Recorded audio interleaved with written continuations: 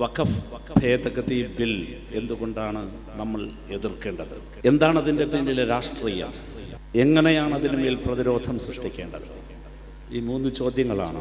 എന്തുകൊണ്ട് എതിർക്കണം എന്ന് ചോദിച്ചാൽ നിരവധി കാര്യങ്ങളുണ്ട്. ആ ബില്ലിലൂടെ കടന്നു പോകാൻ ഞാൻ ആഗ്രഹിക്കുകയാണ്.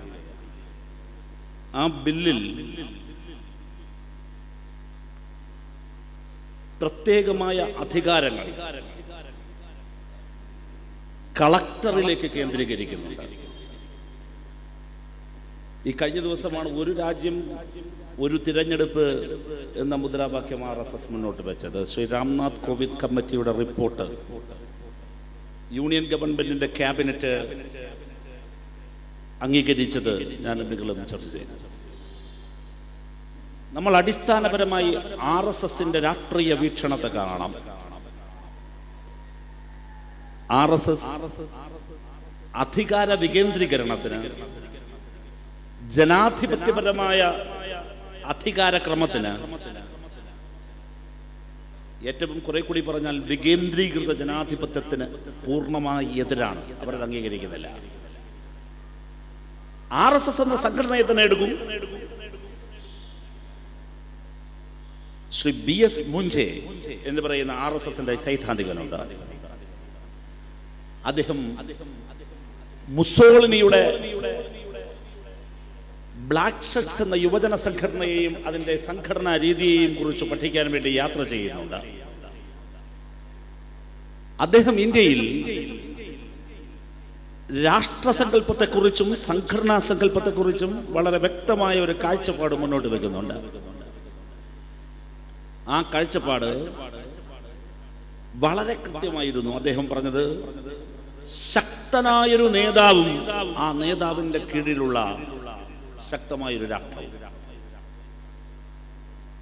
നമ്മൾ ഇന്ന് കാണുന്ന വിവിധ സംസ്ഥാനങ്ങൾ, ഇന്ത്യൻ യൂണിയൻ അല്ലെങ്കിൽ നമ്മുടെ ഇന്ത്യൻ ഭരണഘടന വിഭാവനം ചെയ്യുന്ന യൂണിയൻ എന്ന് പറയുന്ന വ്യത്യസ്ത സംസ്ഥാനങ്ങളുടെ ഒരു റിപ്പബ്ലിക് എന്ന കാഴ്ചപ്പാടിനെ അവർ അംഗീകരിക്കുന്നില്ല. ഒരു രാജ്യം, ഒരു തിരഞ്ഞെടുപ്പ് എന്നതിലൂടെ ഉദ്ദേശിക്കുന്നതും അധികാരത്തിന്റെ കേന്ദ്രീകരണമാണ്. ഇത് RSSന്റെ പൊതു തത്വമാണ്. RSS എല്ലാ തരത്തിലുള്ള ജനാധിപത്യപരമായ വിനിമയങ്ങളെയും ജനാധിപത്യ ഇടപെടലുകളെയും അതിനുള്ള സാധ്യതകളെയും പൂർണ്ണമായി അടയ്ക്കുന്നുണ്ട്. നോക്കൂ, നമ്മളിപ്പോൾ ചർച്ചയ്ക്ക് വിധേയമാക്കുന്ന വഖഫ് ബില്ലിലേക്ക് കടന്നു വന്നാൽ വിവിധ സ്ഥലങ്ങളിൽ വഖഫ് ട്രിബ്യൂണലിനുള്ള അധികാരം, വഖഫ് ബോർഡിനുള്ള അധികാരം, ഈ അധികാരങ്ങളെല്ലാം എടുത്ത് കളക്ടറിൽ കേന്ദ്രീകരിക്കുന്നത് കാണാൻ കഴിയും. ഇപ്പോൾ അതിൽ പറയുന്ന വളരെ പ്രധാനപ്പെട്ട ഒരു കാര്യമുണ്ട്. അതിൽ പറയുന്നത്, മുമ്പ് ഈ വഖഫിലേക്ക്, ഇവിടെ ഇപ്പോ നസീർ സാർ സൂചിപ്പിച്ചു, വഖഫിലേക്ക് ഒരാൾ ദാനം ചെയ്യുന്നു. നിലവിലുള്ള ഇന്ത്യയിലെ എക്സിസ്റ്റിംഗ് ലോ പ്രകാരം, നിലനിൽക്കുന്ന നിയമപ്രകാരം, വഖഫ് ആക്ട് പ്രകാരം ഏതൊരു വ്യക്തിക്കും വഖഫിലേക്ക് അദ്ദേഹത്തിന്റെ സ്വത്തുക്കൾ ദാനം ചെയ്യാം. മതം ഒരു ഘടകമേ അല്ല. ഒരു ഇതര സമുദായത്തിൽപ്പെട്ടയാളിനും സംഭാവന ചെയ്യാം. പക്ഷേ പുതിയ അമെൻമെന്റിലൂടെ സംഘപരിവാർ ഗവൺമെന്റ് മുന്നോട്ട് വെക്കുന്നു, അത് പ്രാക്ടീസിങ് ഇസ്ലാം പ്രാക്ടീസ് ചെയ്യുന്ന ഒരാൾക്ക് മാത്രമേ സാധിക്കൂ, വേറൊരാൾക്ക് പറ്റില്ല. ഇനി ആരാണ് ഈ ഇസ്ലാം, ആരാണ് ഇസ്ലാം മതം പ്രാക്ടീസ് ചെയ്യുന്ന ഈ സർട്ടിഫൈഡ് ഇസ്ലാം? ആരാണ് സർട്ടിഫൈ ചെയ്യുന്നത്? ആരാണ്? അധികാരം കളക്ടർക്കാണ്. കളക്ടർ പറയുകയാണ് ഒരാൾ ഇസ്ലാമാണ്. അങ്ങനെ കളക്ടർ സർട്ടിഫൈ ചെയ്യുന്ന ആളിന് മാത്രമാണ് അദ്ദേഹത്തിന് ഈ വഖഫ് സ്വത്തുവകകൾ, വഖഫിലേക്ക് സ്വത്തുവകകൾ സംഭാവന ചെയ്യാൻ കഴിയുന്നത്. ബഹുമാന്യനായ MP ശ്രീ NK പ്രേമചന്ദ്രൻ വേദിയിലേക്ക് കടന്നു വരുന്നുണ്ട്.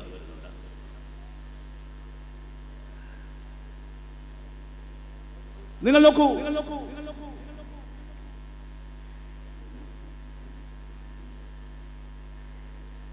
Section 3C wrongful declaration of വഖഫ് എന്നൊരു ഭാഗം പറയുന്നത്, നമ്മുടെ രാജ്യത്തിൻ്റെ വൈവിധ്യങ്ങളെയും നമ്മുടെ രാജ്യത്തിൻ്റെ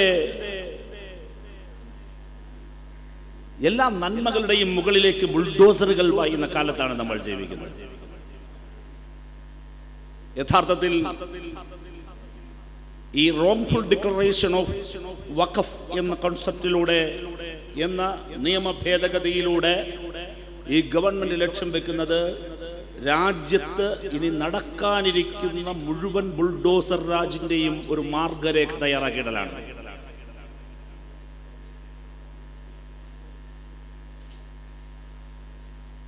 നിലവിലുള്ള വഖഫ് സ്വത്തുക്കളുടെ എന്ത് തർക്കമുണ്ടെങ്കിലും നിലവിലുള്ള വഖഫ് സ്വത്തുക്കളുടെ അവകാശത്തെ സംബന്ധിച്ച് ചോദ്യം ചെയ്യാനും അതിൽ അന്തിമമായ തീരുമാനമെടുക്കാനുമുള്ള പരമാധികാരം കളക്ടറിൽ, ജില്ലാ ഭരണകൂടത്തിൽ നിക്ഷിപ്തമാക്കി ആ റോങ്ഫുൾ ഡിക്ലറേഷൻ വഖഫ് എന്ന കോൺസെപ്റ്റിലൂടെ, ആ ഭേദഗതിയിലൂടെ നമ്മുടെ രാജ്യത്തിൻ്റെ വരാനിരിക്കുന്ന ബുൾഡോസർ രാജിന്, ബുൾഡോസറിന്റെ വഴികൾക്കുള്ള വഴിവെട്ടിക്കൊടുക്കുകയായിരുന്നു ഈ നിയമ ഭേദഗതിയിലൂടെ ഉദ്ദേശിക്കുന്നത് എന്ന് വളരെ വ്യക്തമാകുന്ന കാര്യമാണ്. ഇങ്ങനെ പോയാൽ ഒട്ടനവധി കാര്യങ്ങൾ ഭരണഘടനാപരമായി ഭരണഘടനയുടെ ഉറപ്പുകൾക്കുമേലുള്ള നഗ്നമായ ലംഘനമാണിത് എന്ന് നമുക്ക് കാണാൻ വേണ്ടി കഴിയും. ആർട്ടിക്കിൾ 16 ക്ലോസ് 5 അതോടൊപ്പം തന്നെ ആർട്ടിക്കിൾ 26 ഭരണഘടനയുടെ നിർദ്ദിഷ്ട വകുപ്പുകൾ, നിർദ്ദിഷ്ട അനുച്ഛേദങ്ങളുടെ നഗ്നമായ ലംഘനമാണ്. ചുരുക്കി പറഞ്ഞാൽ നമ്മുടെ ഭരണഘടനാ തത്വങ്ങൾക്കെതിരാണ്, നമ്മുടെ രാജ്യത്തിൻ്റെ മതനിരപേക്ഷതയ്ക്കെതിരാണ്, നമ്മുടെ രാജ്യത്തിൻ്റെ സെക്കുലറിസം എന്ന അടിസ്ഥാന സങ്കല്പത്തിന് പരിപൂർണമായി എതിരാണ്. എന്തുകൊണ്ട് ഈ വഖഫ് സംരക്ഷണ സമ്മേളനം പ്രസക്തമാകുന്നു? എന്തുകൊണ്ട് വഖഫ് നിയമ ഭേദഗതി ചെറുതു തോൽപ്പിക്കപ്പെടേണ്ടതുണ്ട് എന്ന ചോദ്യത്തിന്റെ ഉത്തരം ഇതാണ്. അവിടെ എങ്ങനെയാണ് പ്രതിരോധം ഉയർന്നു വരേണ്ടത്? ഇത് വളരെ പ്രസക്തമായൊരു ചോദ്യമാണ്. ആ പ്രതിരോധം ഉയർന്നു വരേണ്ടത്, എനിക്ക് മുമ്പ് സംസാരിച്ച ശ്രീ ജുനൈദിന്റെ അഭിപ്രായ പ്രകടനത്തോട് ഞാൻ യോജിക്കുകയാണ്. ഇത് സംഘപരിവാറിന്റെ സങ്കുചിതമായ രാഷ്ട്രീയ നീക്കമാണെന്നും ഇന്ത്യയെ വിഭജിക്കാനുള്ള അവരുടെ രാഷ്ട്രീയ തന്ത്രത്തിന്റെ ഭാഗമാണെന്നും തിരിച്ചറിഞ്ഞു അതിശക്തമായ യോജിക്കാൻ കഴിയുന്നവരുടെ ഐക്യനിരയെ പടുത്തുയർത്തുകയാണ് വേണ്ടത്. നമ്മുടെ ഫോക്കസ് മാറിപ്പോകരുത്. ശ്രീ നസീർ സാർ സംസാരിച്ച് അവസാനിപ്പിച്ച ഭാഗത്തിലേക്ക് നല്ല വിയോജിപ്പാനുള്ളത് ആ കാര്യത്തിൽ. ദീപിക പത്രത്തിലെ ഏതെങ്കിലും ഒരു പുരോഹിതന്റെ ലേഖനത്തിൽ ക്രൈസ്തവ സമൂഹത്തിന്റെയും ക്രൈസ്തവ സഭകളുടെയും പൊതു അഭിപ്രായമായി നമ്മൾ തന്നെ പ്രചരണം കൊടുക്കരുത്. ഏറെക്കാലമായി കേരളത്തിൽ വളരെ ആസൂത്രിതമായി സംഘപരിവാർ നടത്തിക്കൊണ്ടിരിക്കുന്ന ഒരു കാര്യമുണ്ട്. എന്താണത്? ക്രൈസ്തവ മുസ്ലിം വിഭാഗീയത ശക്തിപ്പെടുത്താനുള്ള സംഘടിതമായ ശ്രമമാണ്. കൊണ്ടുപിടിച്ച അത്തരം ശ്രമങ്ങളിൽ തെറ്റിദ്ധരിപ്പിക്കപ്പെടുന്ന ഏതെങ്കിലും ആളുകൾ ഉണ്ടാകും. പക്ഷേ നമ്മൾ അതെല്ലാം ഒരു സമുദായത്തിന്റെ അഭിപ്രായമായിട്ട് നമ്മളതിനെ ജനറലൈസ് ചെയ്ത് പറയാൻ തുടങ്ങിയാൽ വരുന്ന പ്രശ്നം എന്താ? ക്രൈസ്തവ മുസ്ലിം വിഭാഗീയത വളർത്താൻ വേണ്ടി ശ്രമിക്കുന്ന സംഘപരിവാറിന് ഊർജം കൊടുക്കലാണ്. അവിടെയാണ് ശ്രീ ജുനൈദ് പറഞ്ഞത് വളരെ പ്രസക്തമാകുന്നത്. യോജിക്കാൻ കഴിയുന്ന എല്ലാവരുടെയും ഐക്യനിരയെ സൃഷ്ടിക്കുക എന്നതാണ്. സംഘപരിവാറിന് താൽക്കാലികമായി പല മിത്രങ്ങൾ ഉണ്ടാകും. സംഘപരിവാറിന് താൽക്കാലികമായി പലരെയും മിത്രങ്ങളായി ഉണ്ടാകും. പലരെയും ചേർത്ത് പിടിക്കാൻ ശ്രമിക്കും. എങ്ങനെ? വ്യത്യസ്ത മതവിഭാഗങ്ങളുടെ ആളുകളാണ് ഞങ്ങൾ എന്നെല്ലാം പറഞ്ഞ് ഒരുപാട് കാര്യങ്ങൾ നടക്കും. പക്ഷെ RSS എന്താണ് എന്നതും സംഘപരിവാറിന്റെ ലക്ഷ്യങ്ങൾ എന്താണെന്നും അവരുടെ അടിസ്ഥാന ലിറ്ററേച്ചറുകളിൽ വളരെ പ്രകടമാണ്. വിചാരധാരയുടെ ആഭ്യന്തര ശത്രുക്കൾ എന്ന് പറയുന്ന ഭാഗത്തേക്ക് കടന്നുപോയാൽ ക്രൈസ്തവ പാതിരിമാരെ കുറിച്ചും ക്രൈസ്തവർ നടത്തുന്ന മിഷണറി പ്രവർത്തനങ്ങളെ വക്രീകരിച്ചുകൊണ്ടും എഴുതിയിരിക്കുന്ന ഒട്ടനവധി ഭാഗങ്ങൾ കടുത്ത ഭാഷയിൽ കടന്നു പോകുന്നത് കാണാൻ കഴിയും. ഒരിക്കലും യോജിക്കാൻ കഴിയാത്ത വിധം സംഘപരിവാറിന് രാഷ്ട്രീയമായും പ്രത്യയശാസ്ത്രപരമായും വിയോജിപ്പുള്ളവരാണ് ക്രൈസ്തവരെന്ന് വിചാരധാര അസംദിഗ്ധമായി പ്രഖ്യാപിക്കുന്നുണ്ട്. കേരളത്തിന്റെ പ്രത്യേക രാഷ്ട്രീയ സാഹചര്യം അനുസരിച്ച് തൃശ്ശൂരിലോ മറ്റെവിടെയെങ്കിലുമോ രാഷ്ട്രീയ നേട്ടമുണ്ടാക്കുന്നതിനുള്ള ഒരു പൊളിറ്റിക്കൽ പ്ലാനിന്റെ ഭാഗമായി സമീപകാലത്തായി കേരളത്തിൽ ക്രൈസ്തവ പ്രണയം നടിക്കാൻ സംഘപരിവാർ ശ്രമിക്കുന്നുണ്ട് എന്നെങ്കിലും നിങ്ങൾ പുറകിലോട്ട് നോക്കണം. വെറുതെ യൂട്യൂബിലേക്ക് കയറി ഈ കേരളത്തിൽ തന്നെ ശശികല ടീച്ചറെ പോലുള്ളവർ നടത്തിയിട്ടുള്ള ഭ്രാന്തമായ വർഗീയ പ്രഭാഷണങ്ങളിലേക്ക് വെറുതെ ഒന്ന് യൂട്യൂബിലൂടെ കടന്നു പോയാൽ നിങ്ങൾക്ക് നിങ്ങളുടെ വിരൽത്തുമ്പിൽ കാണാൻ കഴിയുന്നത് അങ്ങേയറ്റത്തെ ക്രൈസ്തവ വിരുദ്ധത പ്രസംഗിക്കുന്ന ശശികല ടീച്ചറെയാണ്. പിന്നെന്താ ഇപ്പോഴൊരു ക്രൈസ്തവ പ്രണയം? അതാണ് ഞാൻ പറഞ്ഞത്, അതൊരു പ്രത്യേക രാഷ്ട്രീയ പ്ലാനിന്റെ ഭാഗമാണ്, ഒരു പ്രത്യേക രാഷ്ട്രീയ പദ്ധതി. എന്താണ് രാഷ്ട്രീയ പദ്ധതി? കേരളത്തിന്റെ പ്രത്യേക സാമൂഹിക ഘടനയനുസരിച്ച് കേരളത്തിലവർക്ക് പൊളിറ്റിക്കൽ എഡ്ജ് ഉണ്ടാക്കാൻ, രാഷ്ട്രീയമായ നേട്ടമുണ്ടാക്കാൻ മുസ്ലിം ക്രൈസ്തവ വിഭാഗീയത വളർത്തുക എന്നത് അവരുടെ പൊളിറ്റിക്കൽ പദ്ധതിയാണ്.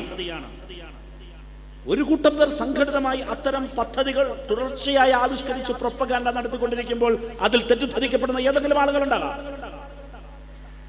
പക്ഷേ ഇങ്ങനെ ഒരു പൊളിറ്റിക്കൽ പ്ലാൻ സംഘപരിവാറിനുണ്ടെന്നും അത് സംഘപരിവാറിന്റെ പൊളിറ്റിക്കൽ പ്ലാൻ ആണെന്നും വഖഫ് ബിൽ ഭേദഗതി കൊണ്ടുവരുന്നതും സംഘപരിവാറിന്റെ പൊളിറ്റിക്കൽ പ്ലാൻ ആണെന്നും കൃത്യമായി മനസ്സിലാക്കി നമ്മൾ സംഘപരിവാറിനെതിരായ ഈ ഗവൺമെന്റിന്റെ ഭരണഘടനാ വിരുദ്ധമായ നീക്കങ്ങൾക്കെതിരായ ഫോക്കസിൽ കുന്തമുന കേന്ദ്രീകരിക്കണം. യോജിക്കാൻ കഴിയുന്ന മുഴുവൻ പേരും പാർലമെന്റിൽ യോജിപ്പിന്റെ ശബ്ദമാണ് ഉയർത്തിയത്. പാർലമെന്റിന് പുറത്ത് യോജിപ്പിന്റെ ശബ്ദമാണ് ഉയർത്തിയത്.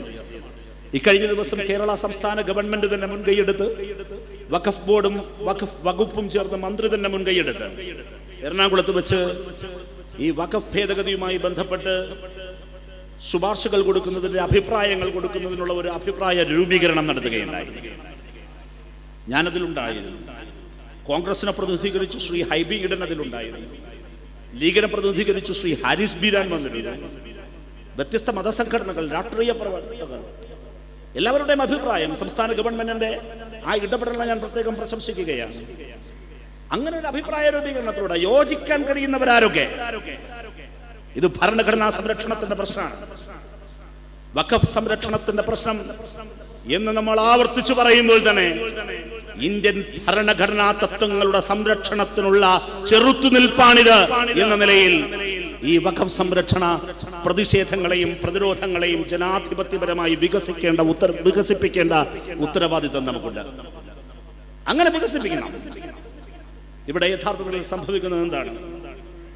ഈ ഭേദഗതികളൊന്നുമില്ലാതെ തന്നെ ബുൾഡോസറിന്റെ പൽചക്രങ്ങൾക്കടിയിൽ ഞെരിഞ്ഞമർന്നു പോയ, തകർത്തെറിയപ്പെട്ട എത്രയെത്ര വഖഫ് സ്വത്തുക്കളാണ്, വ്യക്തികളുടെ സ്വത്തുക്കളാണ്.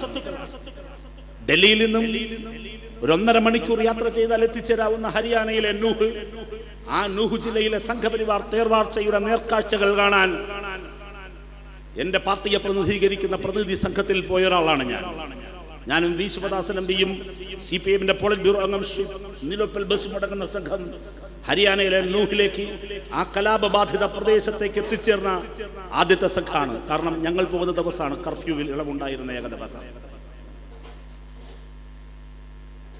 ഇവിടെ എനിക്ക് വിവരിക്കാൻ കഴിയാത്ത വിധം വിവരണാതീതമായ കാഴ്ച. നിങ്ങൾ ഈ ഇവിടെ അസർ നമസ്കരിച്ചു തിരിച്ച് വീട്ടിലേക്ക് മടങ്ങി പോകുമ്പോൾ നിങ്ങളുടെ വീട്, നിങ്ങളുടെ കട ജില്ലാ ഭരണകൂടത്തിന്റെ കാർമ്മികത്വത്തിൽ ബുൾഡോസർ കൊണ്ടുവന്ന് ഇടിച്ചു നിരത്തിക്കൊണ്ടിരിക്കുന്നുവെന്ന് വെറുതെ ഒന്ന് മനസ്സിൽ സങ്കല്പിക്കുക. ബെന്യാമിന്റെ ആടുജീവിതത്തിന്റെ തുടക്കത്തിൽ ബെന്യാമിൻ ആ നോവലിന്റെ ജാലകമെന്ന പോലെ കുറിച്ചിടുന്നൊരു വരിയുണ്ട്. നമ്മൾ അനുഭവിക്കാത്ത ജീവിതങ്ങളൊക്കെയും നമുക്ക് കെട്ടുകഥകൾ മാത്രമാണ് എന്നാണ്. ഞാൻ ആവർത്തിക്കുന്നു, നമ്മൾ അനുഭവിക്കാത്ത ജീവിതങ്ങളൊക്കെയും നമുക്ക് കെട്ടുകഥകൾ മാത്രമാണ്. ഹരിയാനയിലെ നൂഹിലെ ബുൾഡോസർ രാജനെ കുറിച്ച് പറയുമ്പോൾ, ജഹാംഗീർപുരിയിലെ ബുൾഡോസർ രാജനെ കുറിച്ച് പറയുമ്പോൾ, ബുൾഡോസറുകൾ വന്ന വീടുകളും കടകളും എല്ലാം ഇടിച്ചു നിരത്തിപ്പോയതിനെ കുറിച്ച് പറയുമ്പോൾ, നമ്മൾ അനുഭവിക്കാത്ത ജീവിതമായതുകൊണ്ട് നമുക്ക് കെട്ടുകഥയായി തോന്നും. കാരണം നമ്മൾ ജീവിക്കുന്നത് കേരളത്തിലായതുകൊണ്ട്. എന്നാൽ കെട്ടുകഥകൾക്കപ്പുറത്ത് യാഥാർത്ഥ്യത്തിന്റെ മുമ്പിൽ പൊട്ടിക്കരഞ്ഞു നിൽക്കുന്ന മനുഷ്യരുടെ മുമ്പിൽ നിശബ്ദനായി നിൽക്കേണ്ടി വന്നൊരു ജനപ്രതിനിധിയാണ് ഞാൻ മാത്രമല്ല, പോയിട്ടുള്ള ആരുണ്ടോ അവരെല്ലാം. വന്ന മാധ്യമ പ്രവർത്തകർ, വാക്കുകളില്ല. ആ ബുൾഡോസർ രാജിന്റെ മുമ്പിലാണ്, ഹരിയാനയിലെ നൂഹിലെ ബുൾഡോസർ രാജിന്റെ ഒരു ഘട്ടം കടക്കുമ്പോഴാണ് ഹൈക്കോടതി പറഞ്ഞു, ഈ നടക്കുന്നത് എത്നിക് ക്ലെൻസിംഗാണ്, വംശീയ ഉന്മൂലനമാണ്, നിർത്തണം. ജഹാംഗീർപുരിയിൽ ബൃന്ദാകാരാട്ടിന്റെ നേതൃത്വത്തിൽ നടത്തിയ വലിയ ചെറുത്തുനിൽപ്പ് ചരിത്രത്തിന്റെ ഭാഗമാണ്. ഇപ്പോൾ സുപ്രീം കോടതി ബുൾഡോസർ രാജിനെതിരെ ശക്തമായ നിലപാട് സ്വീകരിച്ചു.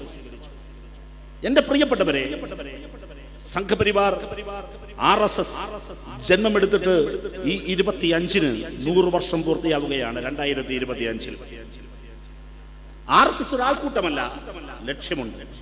എന്താണ് RSSന്റെ ലക്ഷ്യം? ഒരു രാഷ്ട്രം, ഒരു ഭാഷ, ഒരു സംസ്കാരം. ഒരു രാഷ്ട്രം, ഒരു ഭാഷ, ഒരു സംസ്കാരം. എന്താണ് ഇന്ത്യൻ ഭരണഘടന മുന്നോട്ട് വെക്കുന്ന തത്വം? അത് ഇന്ത്യയുടെ സ്വാതന്ത്ര്യ സമരത്തിൽ നിന്ന് ഉയർക്കൊണ്ടുവന്ന സങ്കല്പമാണ്. അത് ഇൻക്ലൂസീവ് സെക്കുലറിസമാണ്. എല്ലാ മതവിഭാഗങ്ങളെയും ചേർത്ത് നിർത്തുന്ന ഒരു സെക്കുലർ ദേശീയത, ഇൻക്ലൂസീവ് ദേശീയത. എല്ലാവരെയും, അതിനെയാണ് നാനാത്വത്തിൽ ഏകത്വം എന്ന് നമ്മൾ പറയുന്നത്. എല്ലാറ്റിനെയും ചേർത്ത് നിൽക്കുന്ന, ഉൾക്കൊള്ളുന്ന, എല്ലാ സംസ്കാരങ്ങളെയും അംഗീകരിക്കുന്ന, വൈവിധ്യങ്ങളെ, പ്ലൂറലിസത്തെ അതിന്റെ ആത്മാവായി കാണുന്ന ഇന്ത്യയുടെ ഭരണഘടന അതിൽ നിന്നും തികച്ചും വിരുദ്ധമായി എല്ലാ വികേന്ദ്രീകൃത ജനാധിപത്യ സംവിധാനങ്ങളെയും തകർത്ത് കേന്ദ്രീകൃതമായ ഒരു ഭരണക്രമത്തിന്റെ കീഴിൽ ഒരു രാഷ്ട്രം, ഒരു ഭാഷ, ഒരു സംസ്കാരം, ആ നയം അടിച്ചേൽപ്പിക്കുന്നതിന്റെ RSSന്റെ അജണ്ട നടപ്പിലാക്കുന്നതിന്റെ ഭാഗമായിട്ടാണ് ഞാൻ ഈ പരാമർശിച്ച വഖഫ് ഭേദഗതി നിയമത്തിലൂടെ സംഘപരിവാർ ഗവൺമെന്റ് ലക്ഷ്യം വെക്കുന്നത്. ഇതിനെതിരെ എന്റെ പാർട്ടി വളരെ ശക്തമായ അഭിപ്രായ രൂപീകരണം നടത്താൻ ശ്രമിക്കുന്ന പാർട്ടിയാണ്. പാർലമെന്റിനുള്ളിൽ അതിശക്തമായി ഈ ജനാധിപത്യ വിരുദ്ധവും മുസ്ലിം വിരുദ്ധവും ഭരണഘടനാ വിരുദ്ധവുമായ ഈ നീക്കത്തിനെതിരെ എന്റെ പാർട്ടി നിലപാടെടുക്കും, നിലയുറപ്പിക്കും. പാർലമെന്റിന് പുറത്ത് എല്ലാ അഭിപ്രായ രൂപീകരണത്തിലേക്ക് എത്തിച്ചേരാൻ കഴിയുന്ന എല്ലാ ജനവിഭാഗങ്ങളെയും കോർത്തിണക്കി എല്ലാ രാഷ്ട്രീയ പാർട്ടികളോടും പരസ്പരം കൈകോർത്ത് ഒരുമിച്ചൊന്നായി അതിശക്തമായി മുന്നോട്ട് പോകാനും ഇന്ത്യൻ ഭരണഘടനാ മൂല്യങ്ങളെ സംരക്ഷിക്കാനുള്ള പോരാട്ടത്തിൽ നേതൃത്വം കൊടുക്കാനും തയ്യാറാകും എന്ന് വിനയപൂർവ്വം ഈ സദസ്സിന് ഉറപ്പ് നൽകിക്കൊണ്ട് ഞാൻ എൻ്റെ വാക്കുകൾ അവസാനിപ്പിക്കുന്നു, നിർത്തുന്നു. നന്ദി, നമസ്കാരം.